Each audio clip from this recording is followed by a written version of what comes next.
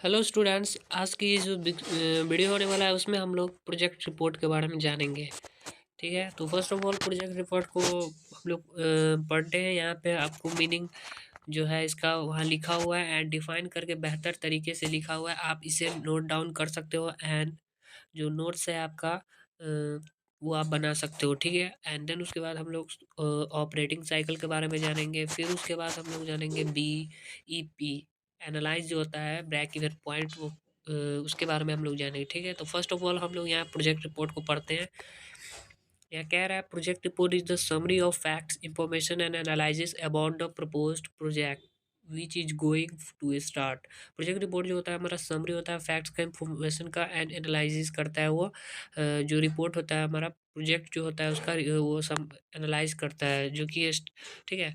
It is a document, ये हमारा एक डॉक्यूमेंट होता है। Is preparing after opportunity of investment, जब खर्च होता है, अपॉर्चुनिटी जब आती है खर्च का, investment valuation and planning, planning कर लेते हैं अबाउट एनी किसी भी प्रोजेक्ट के बारे में। जब प्लानिंग कर लेते हैं तो एक तरह का डॉक्यूमेंट होता है जिसके बारे में हम लोग सारी उस पर रिपोर्ट करते हैं, एनालाइज करते हैं उसको कि हमको कैसे क्या प्रोजेक्ट में काम करना है। ठीक है,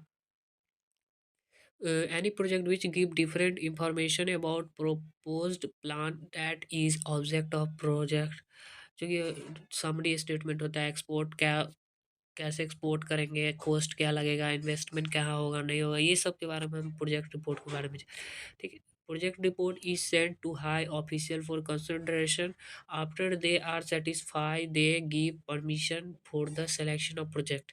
प्रोजेक्ट रिपोर्ट जो होता है हमारा वो कह रहा है send to high official for, सीधा समझिए प्रोजेक्ट रिपोर्ट जो है हमारा एक तरह का डॉक्यूमेंट होता है जो कि अपॉर्चुनिटी को फिक्स करता है कि हम इन्वेस्टमेंट वैल्यूएशन प्लानिंग जो कर रहे हैं किसी भी प्रोजेक्ट के बारे में, कैसे किस तरीके से करें, क्या कॉस्ट होगा, क्या एक्सपोर्ट होगा, वो समरी स्टेटमेंट बना देता है। ठीक है, अब बात आती है ऑपरेटिंग साइकिल की। ऑपरेटिंग साइकिल हम लोग किसको कहते हैं, देखिए यहाँ कैश, कैश लगा, देन उसके बाद रॉ कच्चे माल जो है वो लगे, फिर वर्किंग प्रोसेस प्रोग्रेस, प्रगति, कार्य प्रगति चल रही है। फिर उसके बाद यहाँ से बीच में यहाँ आपको फिनिश गुड आता है, मतलब काम यहाँ पे आपको क्या है, रॉ मटेरियल यहाँ लगा, यहाँ पे काम ये हुआ, यहाँ से जो वो सामान है वो खत्म हुआ, फिर वो सेल के लिए गया, फिर वो डेटर के पास, फिर कैश आया, कैश आके फिर रॉ मटेरियल, ये प्रोसेस चलता रहता है। इसी को हम लोग कहते हैं ऑपरेटिंग साइकिल। ठीक है,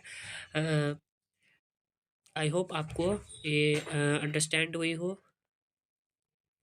ठीक है, तो चलिए अब आगे चलते हैं ब्रेक इवन पॉइंट एनालिसिस पे।